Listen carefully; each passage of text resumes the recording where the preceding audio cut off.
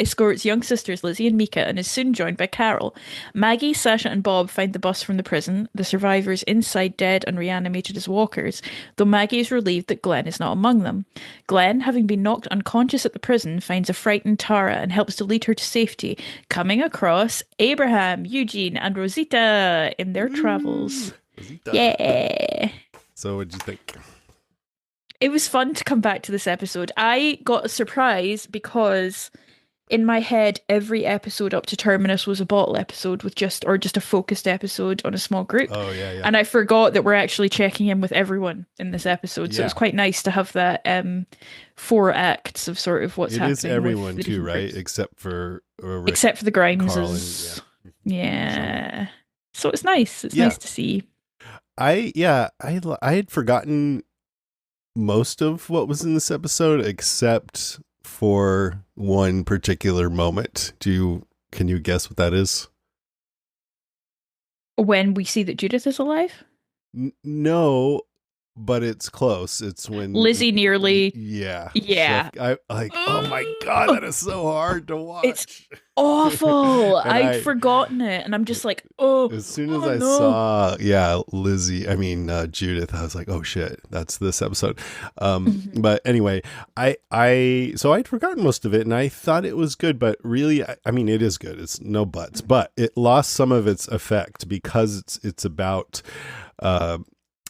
the aftermath of the governor having destroyed their home and they all scatter and we don't know who made it when we're first watching this. So originally, whereas now we're like, yeah, now we know. So it doesn't hit. Yeah, we have to remember. Oh yeah, when Tyrese turns around with Judith holding Judith, we were like, oh my God, thank God she's alive. Not, oh yeah, there's Judith. Oh hey Judith, how you doing? But so originally it was about kind of being nervous about who survived and a bunch of reveals. But even aside from that, it was great to check in with everyone else besides the Grimeses and looking at how they all respond to having their world blown up. That was what was interesting about it for me. Plus there was a bunch of little cool moments.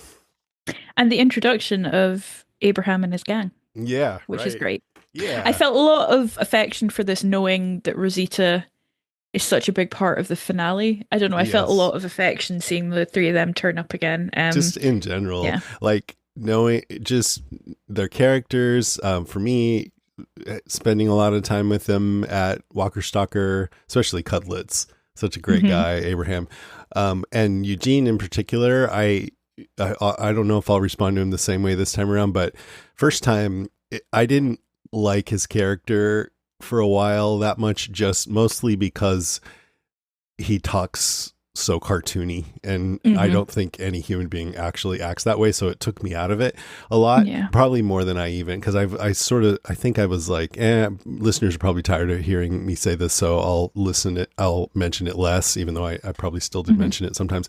But over time, I found myself really connecting with his storyline in later seasons. And now when I see him, I have a lot of affection for the character. And I think Josh McDermott sticks the landing with that character. Like he's really good in that role. I'm interested. That's one of the bits of the savior arc I'm not dreading is Eugene's little sojourn with the dark side, because that was kind of cool. Yeah. And he got a lot of shit for that, to the point where he quit his social media. Poor guy. Yeah, Josh McDermott. Yeah. I've got to be real. Maybe this kind of takes me into my first point, to be honest, is cool. I have never liked Beth that much. And I feel really bad about this because I'm genuinely questioning myself. I'm like, what is it about her that I don't like? And I can't, part of me is like, is this internalized misogyny about the fact that she's quite a soft, feminine woman, and she's played quite young, she's played quite naive and doe-eyed and idealistic, and you're like, tough it up, you weakling, or something kind of like partly that. Is there part of me that's just like, oh, this bitch, one of those, the manic pixie dream girl. So I'm trying to be kinder about that in my rewatch, because I'm like, well, what is it actually that bothers me about her? And I have enjoyed her more in season 4. And I think what I like about Beth, and you see it a bit in this episode, what I appreciate more is that sometimes when you expect her to break down, she doesn't. She just kind of looks at you quizzically. Yeah. But then there are other times where she does show her emotions and break down a Yeah. bit, and that's And actually there is okay. emotion there, but it's not a breakdown. You know what I mean? Yeah. Like she's Like not when like holding her so you can't tell that there's anything going on. You can tell, but she mhm. still sort of pushes through it. Like when If that Daryl makes says any that thing sense. about like Faith didn't do your dad any good, and he's like, "Oh Yeah. fuck," I and she mean, just I looks love at him that like, because she's looking at him like, you didn't just fucking say that, man. That was really rude. And he "Yeah, doesn't even turn to look at her and he can feel it. yeah," You and know, she's just he's like, got his back turned and he's like, oh, that wasn't "That wasn't right, was cool. it? It was bad." And then he's like, "Here, have my disgusting handkerchief for your berries." I'm Yeah. like, "Oh." Sorry. Yeah. And I guess the thing that I remember about this era is how much discourse slash shipping there was of Beth and Daryl, which I never got on board with. And again, I don't know why, because I'm like sitting there going, I mean, weirder ships have happened, I suppose. And I don't know why I find it so. I don't know, it's just never sat with me. For me, it's because she is she seems like a child, you know? I mean, she's not like totally immature. She's wise sometimes, but she just seems like in a different phase of life than him. Well, Jason, funny you should say that, because I looked up their ages. Did you know that they have the same age difference that we do? Yeah, but we're both, I mean, it's the opposite with us as far as maturity levels, so. I was just laughing because Peter and I had this conversation because we're like, it's an icky age difference, right? And I'm like, no, I think so. Emily Kinney is older than she plays in this, and I think they play her like Younger, just yeah. left high school, blah blah blah. Yeah. Whereas actually she's going to be 40 this year, and Norman Reedus is Oh, yeah, but it's 15 years later 6. now or whatever.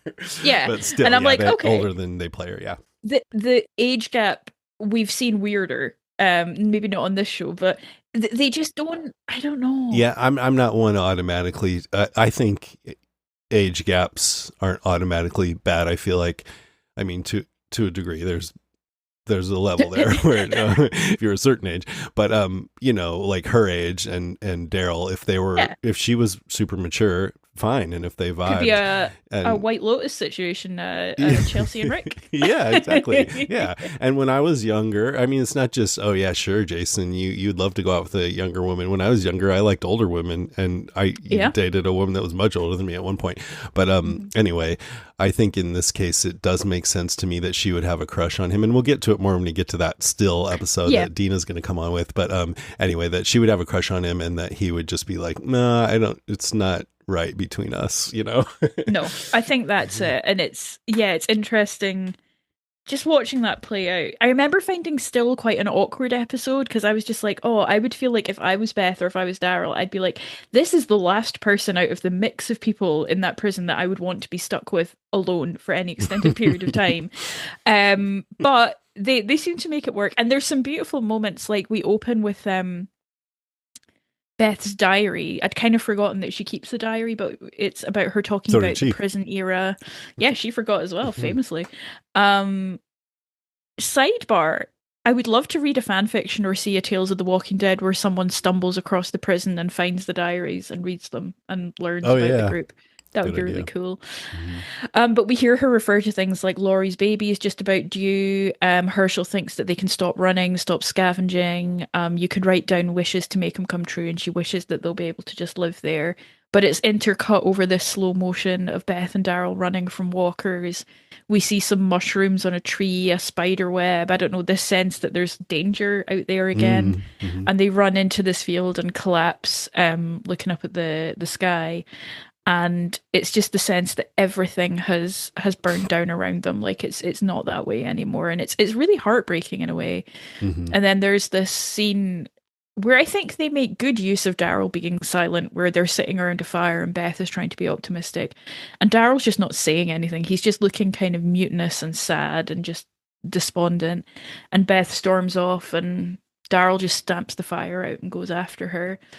And that's not the last we see of them in this episode, because we see them following the tracks to try and find whoever the fuck Luke and Molly are. I don't know if they're Yeah. kids or people that lived in the prison. I'm like, Just I mean, some obviously names that the writer made up. yeah, I'm like, they're not going to be alive, are they? Yeah. And my understanding of it was that they have this interaction where he mentions Herschel and says, it ain't done shit for us, it didn't do shit for your dad, and then gives like the berry handkerchief of apology. Um, I think they then find Luke and Molly being eaten by the tracks, and we Oh see yeah. Beth Because she's pretty crying. upset, so it seems like she knew them. Yeah, and Yeah. then we see That's who Beth they were burning following. her. Exactly. And we see Beth burning her notebook or her journal for the fire, and that's kind of really reinforcing that like civilization is done now and we're out on the road again and we're coming back from the start. So yeah, it's Beth and Daryl, it's setting us up well for still. But it is I remember thinking this was a funny kind of team up, and I'm glad they did it, and I'm looking forward to digging back into it. But it is just a strange combination to kind of start the episode with, of everyone being scattered. Mm-hmm. Yeah, I think, I mean, I wouldn't say, oh, Beth, I feel warmly towards her like a lot of viewers did. And Yeah. that was clear at Walker Stalker when we saw so many And Emily cosplays as her. Kinney seems great. She seems Yeah. lovely. Like, nothing against her. I think she's a good character, though. I think she feels like a real girl. And I don't know, I feel like I could be wrong about this, but maybe there's a lot of Emily Kinney that comes through her. She's got this sort of a strength and a like you said, you know, she doesn't crumble, but No. she's also kind of delicate in some ways, and that's an interesting combination. Yeah, and there are so many different kinds of strength, and it would be really reductive for me to say like Maggie's awesome badass baller bitch who does all this stuff and Beth crap because she sings songs and writes in a journal, because like they're both strong in different ways. But definitely the first time I watched the show, I really didn't find Beth someone to root for. So looking back at it, being more empathetic, I'm like trying to give her a bit That's more cool. Yeah, a bit more like grace. Not everyone can be like, oh yeah, that person is so inspiring, you know? And I mean, not that she's not, I think she is to a lot of people, but anyway, yeah, she's an interesting character. She's very unique. So how about this? Like, I feel like we probably both broke up our points between the groups. Yeah. So you said Beth and Dale, so I'll do my thoughts on them, and then I'll do the next one, and you do your thoughts on them, and we'll go back and forth. As I was like looking at my notes there, I was like, oh, it is just 4 acts. Like they don't even intercut. It like, makes it's sense. Just 4 things. So I yeah, thought that about makes sense. doing it thematically, but nah. No. So so this episode is about outlook. I feel like from the characters, who are the optimists and who are the pessimists after this big shakeup, the hopeful, the pragmatic, which is hitting close to me. How you feel after a shakeup when you feel like your whole world's been rocked. Yeah. Oh yeah, I can't imagine why. Cool, yeah. So and everyone's reactions and their level of hope is informed by their own personalities, their histories, and also, you know, who they are connected to, and hope is alive and things like that. So I think, yeah, it's interesting that Beth's diary is about optimism and good feelings about the future right after finding the prison. Oh, it's going to be so great here. And man, we might just, I'm afraid to hope too much, but Daddy says you should hope, you know, and we should, like, if you write down wishes, you can make them come true. We can live here. We can live here for the rest of our lives.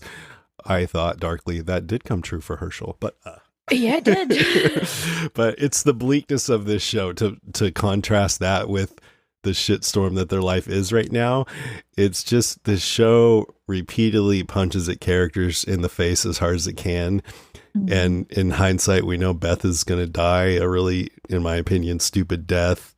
And literally so dumb. It's these cycles of destruction and despair, and it started with the destruction of the world, but then just kept having, like, the quarry camp seemed peaceful, but it was attacked by Zeds. Herschel's farm was peaceful until I think the weather changed and let the Zeds come in, and the prison had a nice community and a farm, but then the governor destroyed it. And so this is the first time that we actually get to see them for a while in that in-between space, because after the farm got destroyed, we kind of time jumped. I didn't get to see it. Next comes Alexandria, which of course is more stable. But anyway, so now seeing how they respond to it, like at the campfire, Beth is yelling at Daryl, there could have been other survivors and we should be tracking him. And you said, like, as you said, he's quiet. And I think he's like, fuck, man, I let myself believe there could be something good in my life and it all went to shit. And he might just need some time to process too. But when she ran off, he seemed like he thought about letting her run off for a second. Yeah, it's definitely a moment of like, he should have been like, okay, we'll track, but not at night. You know, like that's dumb, Beth. But then I was surprised. He does start tracking, and still she's more optimistic. He's pessimistic. Where like Daryl says about the footprints they're following, they picked up the pace right here, got in a hurry, things went bad. And Beth says, wouldn't care you to have a little faith. Oh, this is what you already said. Yeah, faith ain't done shit for us. Sure as hell didn't do anything to your father. So I was wondering if you would be more of a Beth or a Daryl in this situation. Weirdly, we were having a conversation about this today, about optimism and pessimism, because Peter thinks he's a pessimist and that I'm an optimist. I think I'm an anxious optimist. Like, I'm worried that things will go bad, but I generally believe that if something goes wrong, it's because something has gone wrong. It's not the default. I'm like, no, people are good. People will do the right thing. But then when it doesn't happen, I'm like, there's a reason for that. So I think I would probably be the Beth. But there have been times in my life where I've been a Daryl as well. But yeah, generally, I think I would be doing the Maggie Beth thing of like, let's find what's happened. Let's definitively know and do it that way. Yeah, let's not assume the worst. Let's find out. Yeah, I think that's how I am too. And I would be like, hey, we don't know. Let's look. Let's find out. And we're alive, so the other people might be alive too. And I think in part with Beth, that's because she's got people that she cares about, mostly Maggie. And friends and family have always been important to her. Well, family. And same with me. Like, friends and family are important to me, so I wouldn't just give up on that. But with Daryl, his family was abusive and he didn't have any friends. So he's more quick to be like, no, this is my life. Like, I'm a loner and I shouldn't have let myself think that it could be any differently, kind of thing, you know?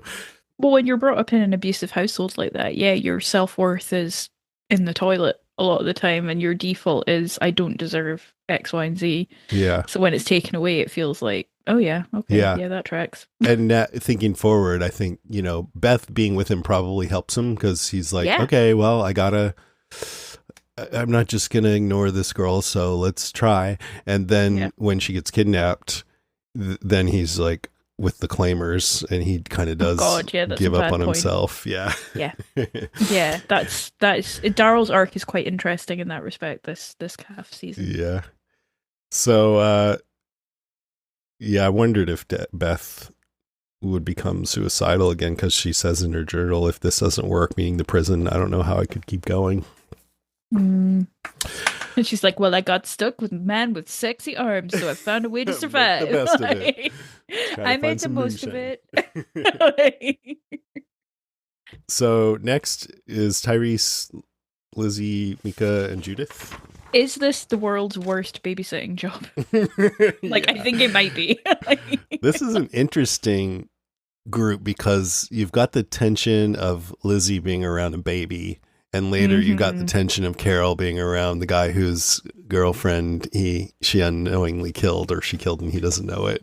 So it's that like moment, explosions ready to go off with these guys, where she kind of realizes when he hugs her, and I'm like, why is she being so weird? And I'm like, oh, yeah, she's thinking that he might just kill her when she comes out there, and he's like, oh, Carol, it's so good to see you. And she's like, oh shit. Here's what I think happened. She came upon this crazy scenario of Mika holding a gun up to some walkers that are about to eat them, and Lizzie just like totally ignoring the outside world, suffocating a baby.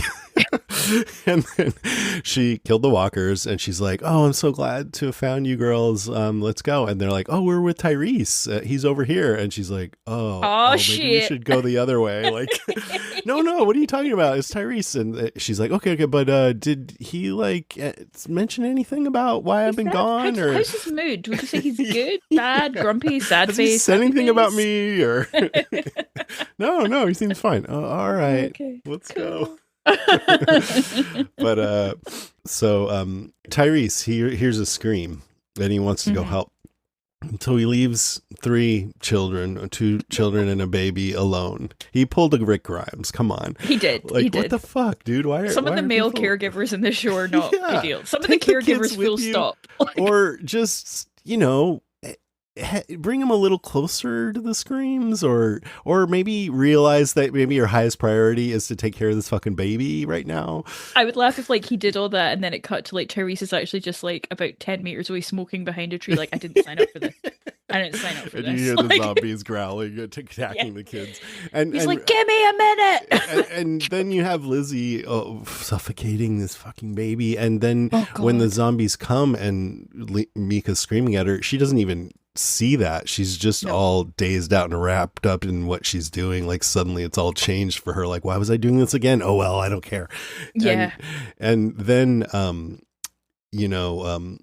then Carol saves him. But if Carol hadn't showed up, just by this crazy coincidence of a chance, they would probably be dead, and it would be Tyrese's fault for leaving kids alone in a zombie infested forest. Yeah, if you take nothing else away from this podcast, you should not leave children on their own in zombie-infested forests. That's my motto. That's the main message. That's the PSA. It's so, I find the idea of, I think, I was trying to remember if it was The Walking Dead it wasn't The Walking Dead, it was A Quiet Place, where they create, a soundproof crib for the baby because it can't make any noise and they know that there's going to be a newborn, and that tension level is just unbelievable. Yes. And this poor thing is so it's such a burden in the apocalypse to have to carry that and to keep her going and surviving. Yes. And but of course, it really adds this layer. And I find watching Lizzie more tense knowing how it ends up. Even though I know Judith's going to be fine, exactly what you were saying, that moment where she's awful. Did you watch MASH? No. Oh, the finale of MASH had something like this, only it didn't end well, and it was super depressing. And it was in the finale of this show that was I think it's the most. It had the most viewers of any episode of any drama in history. 70 million people watching this all at once. Is that the one where I'm going to describe this really craply? You see the story as though it's about one thing, but then you realize, you realize it's actually about something completely. Yeah, that's that's dark. Anyway, it's not. We don't need to dwell on it. So, what about back to the cheerful Lizzie and Mika storyline? I just had one more thing. So, Tyrese asked Carol, "Did you see it?" And I think he means the attack on the prison, right? Because she says, "I saw the end," which means she went back to the prison, maybe hoping to get back in or something, or what? So. I think what we learn from, because we see a bit of Carol's flashback, I think in a future episode, she sees the smoke from the initial explosions and heads straight there to see what's happening. Oh. Okay. And I think she arrives just as the battle's kind of winding down and then follows the path. That was always my interpretation of it, and that's how she was able to kind of follow and track people. Of all the ones to find, it's probably logical that she would find the one with the crying baby, but it's bit of Department of Suspension of Disbelief. Yeah, but when you mention it that way, seeing the explosions, then it makes more sense. Because they make a big deal of the smoke and the fire and stuff like that. And yeah, I'm very certain that in the flashback we get with Carol, we see her sitting on a cot bed or something reading, and then she sees the smoke and goes towards it to see what's happening. But still, you'd think, because Rick was in a car when they went out on their supply run, so I don't know how far away they went, but it seems like she was heading back towards that way. He left her car. Oh yeah, but okay, still, but that she was heading back that way. Yeah. Maybe. And I think Tyrese wouldn't have had a chance to notice that she was gone. So he must have just thought I don't think she's been gone that long, actually. Yeah, it's been less than a day, I think. Mm-hmm. So, I mean, what an exile. It's you've been exiled. Oh, you're back 2 hours later. Oh, fuck. Things went really badly. Yeah. See what happens when I'm See what happens when I go, Rick? I could have totally handled this. Yep. Anything else about those guys? They find out about Terminus. First Terminus sign. Welcome to Terminus. If you haven't had a chance, look up the Robot Chicken Welcome to Terminus musical number. It will be stuck in your head for weeks. This episode is brought to you by YouTube. Maggie is sharpening her knife on a rock. She's with Bob and Sasha. And she's on a mission to go and find Glenn. Because the second half of the season has a real through line of Maggie and Glenn trying to find each other. Two things about this. Sasha and Bob have great chemistry. I know. I actually really like watching the two of them. Of all the people they tried to match Sasha up with, this was the best one by far. By far, which made it even weirder with Abraham. Yeah, like, they didn't. No, she and Sonequa Martin Green and Lawrence Gilliard Jr. are just so good together. I agree. And what I really like is that Bob is actually having quite a nice time. Like everyone else, great. He's like, I don't know what it is. Like he's been in this really dark place, and suddenly everything's blown up, and he's with this woman that he clearly cares about a lot. He didn't succumb to drinking. He's kind of got renewed purpose, and I really enjoy watching that for him. And Sasha being this kind of pragmatic, shit happens, not everything has to mean something, but Bob being quite romantic almost, and like insisting they go together, we can't split up, we're going to help Maggie. Maybe his past as a war medic or whatever helped him here, because he's used to, maybe he's more comfortable when it's all fucked up. I don't know. Yeah, he can bounce back, and we see the broken down bus and Lauren Cohen giving a very strong performance, looking terrified of what she's going to find. Goes through the walkers one by one. They end up spilling out. We see Maggie freezing in fear and then smashing this walker to death. Yeah. Glenn isn't there. And then this was pre-Dumpster. This was pre-Negan. This was like, all bets were off. Yeah. That is a pretty good Glenn lookalike that they have on the bus when you see him from the back and what he's wearing. And that moment where she stabs him. Lauren Cohen, and I say this as a compliment, her face is crazy. Like she is demented after she stabs that guy. Like what happened? Is that him or not? Like it's like a Joker moment. It's like she's kind of crying, panicking, smiling, ends in this sort of manic grin, I think. But if you told me it was a grimace, I would also believe you. I know. I think that was kind of the point. We were sort of like trying to read it, Yeah, which one is it? And then in a classy move on The Walking Dead's part, we immediately switch to the next storyline and get the answer to our question. But that bus scene really stuck with me when I was watching it. I was like, oh yeah, this is a rough one. If I was going to nitpick, it's not super clear what happened on the bus or why it broke down, or was someone on the bus. Well, I was going to ask you to give your fanfic version of the bus from the prison to hear what happened. The bus that couldn't slow down. Because they seem to recognize the people that are on the bus. So something has to have happened where they didn't pick up a bunch of walkers along the way. Yeah, they didn't pick up. It wasn't that the bus got overrun. Yeah, come on, we got to get to Terminus. You're like, what? They won't accept you there. You're not fresh enough. My assumption is classic horror film trope. Someone was bit or injured and died on the bus and started biting people. Oh my god, what a scene. And that's why it came to a halt. Why didn't we get to see that? Yeah, why didn't we see that? But another thing, were there not kids on that bus? I thought it was full of kids, but I don't know. Yeah. They just disappeared. Maybe they're the kids from Fear. That's where they ended up. I mean, probably a classy move not to show like mass child slaughter, but I am a bit like... They built an airplane and flew to Fear the Walking Dead. They built an airplane, flew to Fear the Walking Dead. Some of them took a beer balloon. End of story. My guess would be if I had to make it logical within the realms of the show, I'd say someone turned on the bus and all hell broke loose. And they were just stuck, and it was somebody near the door. Yeah. Oh god, that's so awkward. It's like, oh, not even. Can I just skip by? No, fuck. That would be my guess, but it's a shame that we never find out. I had it in my head that Glenn had been on the bus, but then he had before it took off and escaped. So, yeah. And we couldn't see that and also have this tension about whether Glenn's on the bus or not. Yeah, exactly. If we saw the scene where they all zombied out, then we'd know he wasn't there.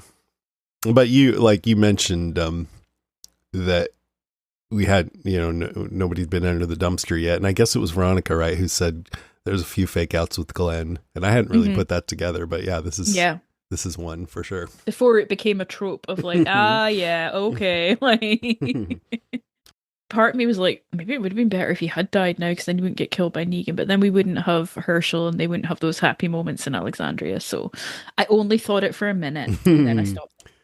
Yeah, and there's some good Glenn stuff left. Although he is now very much serious Glenn. He's no fun anymore.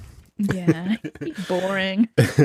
But you mentioned Lauren Cohan did great, and I agree. And I think she's maybe for the first time really channeling the kind of Maggie energy that she has after Glenn dies, which sort of makes sense because that's in response to losing Glenn, and now she thinks she may have lost him. So she's just more, she's like, I'm going. You guys, I don't care what you're saying. I'm going. You know, she doesn't say it, but she's like, come with me or not, whatever. She's just lost her dad as well, and she's about essentially lost her sister. She doesn't ever see Beth alive again after this. She doesn't defer to anyone. No, she goes full Maggie. Yeah. Full Maggie. So I think, Bob and Sasha are kind of a reflection of Beth and Daryl. Bob's more of an optimist. Sasha's, if not a pessimist, then at least pragmatic. And like Bob saying, Tyrese could have made it. And she's like, we don't know if anybody got out. He goes, no, we do, which means we're here. Let's make the best of it. You may have lost your brother, but come on. Come here, honey. And then when, as far as the cuteness, Maggie's like, I'm leaving, and Sasha's like, we can't split up now, and Bob heads after her and turns back to Sasha smiling, you said it, we can't split up. Yep. And then when he said he's in pain because he got shot, ow, and she goes, if you're trying to make me feel sorry for you, it's not working. And he goes, damn, it means I let myself get shot up for nothing, which is really cute. It's so cute. And then she thinks they should be looking for food and shelter, but he likes looking for Glenn because it's a purpose, and he wants to not just survive, but to have a reason for living, which I like too. But I think they should also be scouting for food along the way. Just kind of do both.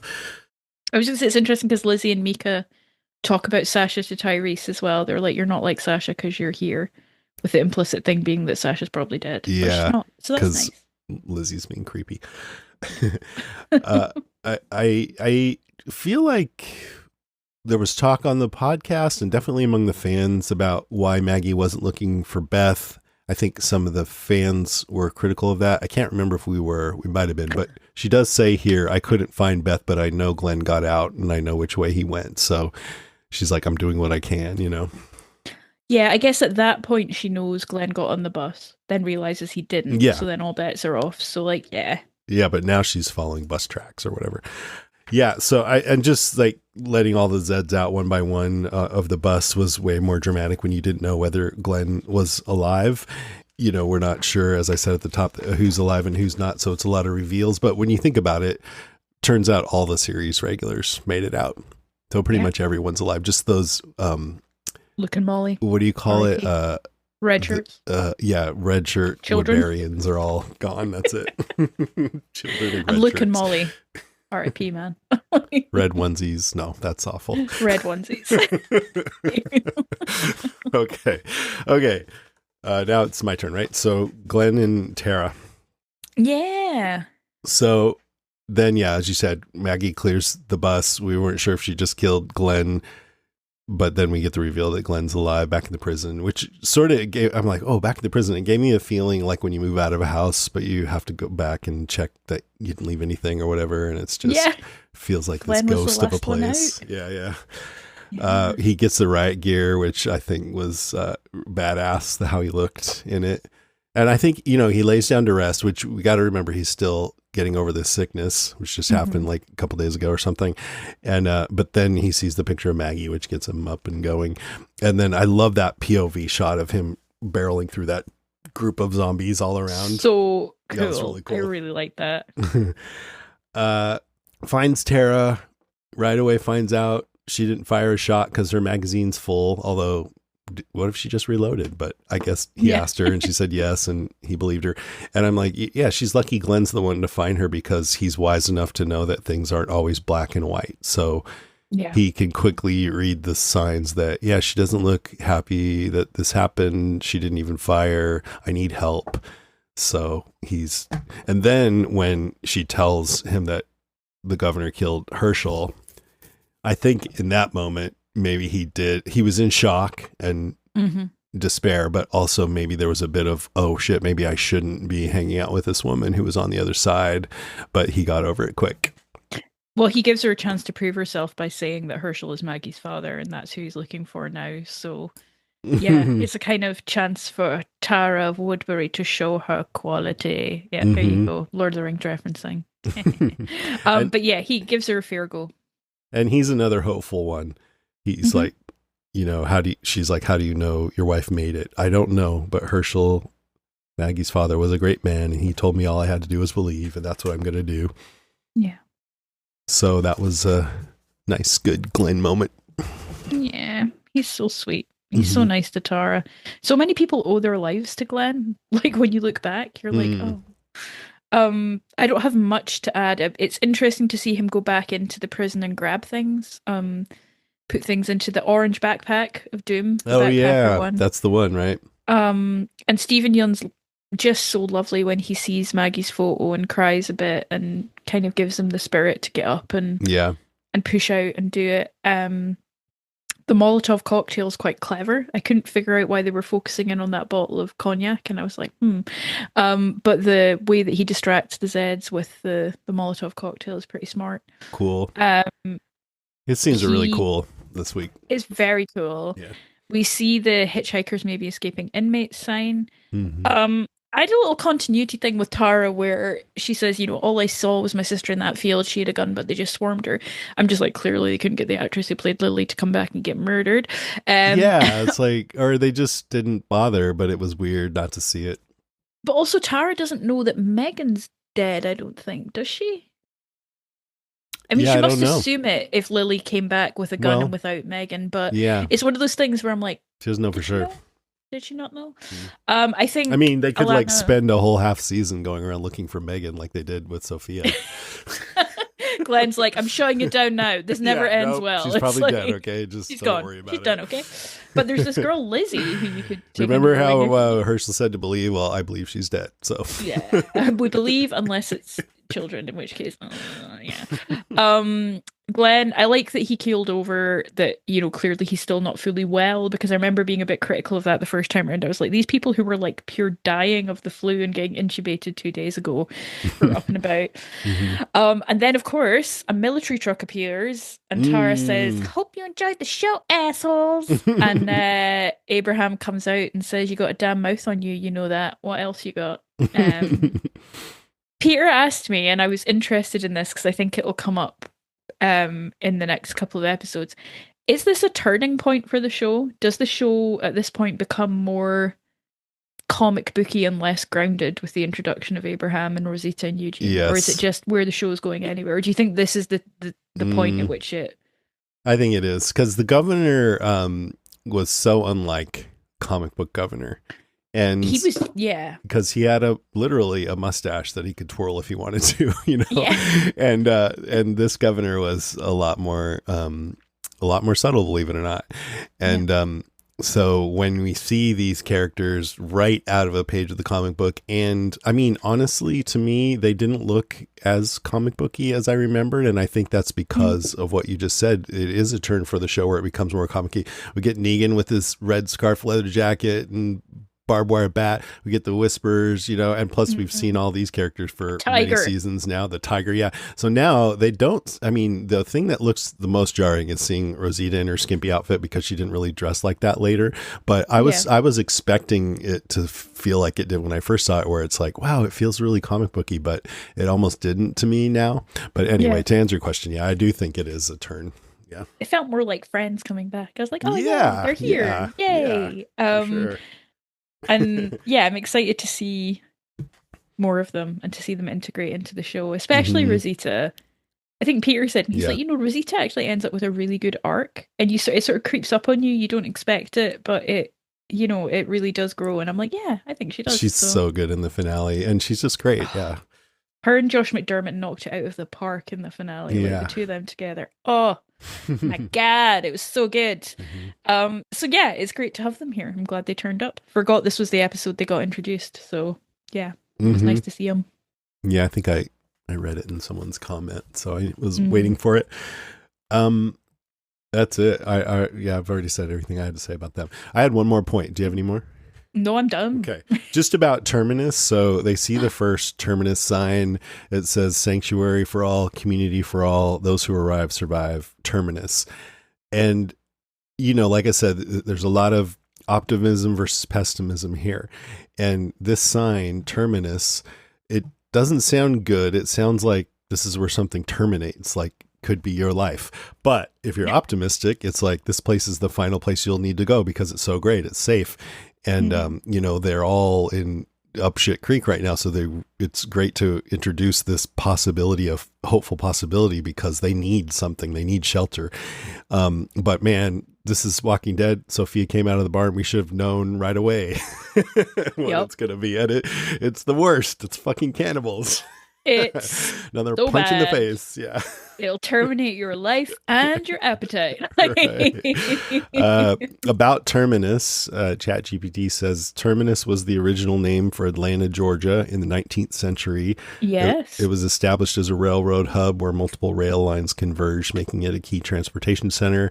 The name Terminus literally means end of the line, which is a connection to Fear the Walking Dead and our favorite song. Well, it's all right. And yeah, so what else about Terminus? This dying guy told Carol and Tyrese, you know, the guy that got bitten, there's a place up the road, it's up the tracks, it's safe, trust me. What's that all about? How the fuck would he know? Yeah, he's alive. So he just like, I trust me because it's got to be right because I read the signs, or is he a termite who's lying? Did they send out weird missionaries who then gain? I mean, I wouldn't put it past them to do like what maybe he's Aaron a cannibal. and Eric are doing. Yeah, maybe. Yeah. And he's like, I'll do him one last solid before I die here and send him some food. Yeah, I actually could believe that. Like, I genuinely could. Yeah, right. I mean, Gareth ran a tight ship. What can I say? He knew what he was doing. He is super organized with clipboards. Say what you like about Gareth. He was a good manager. I love Gareth. Terminus, I mean, we'll talk a lot about them, but a couple thoughts that came up is they were kind of asking to be fucked with.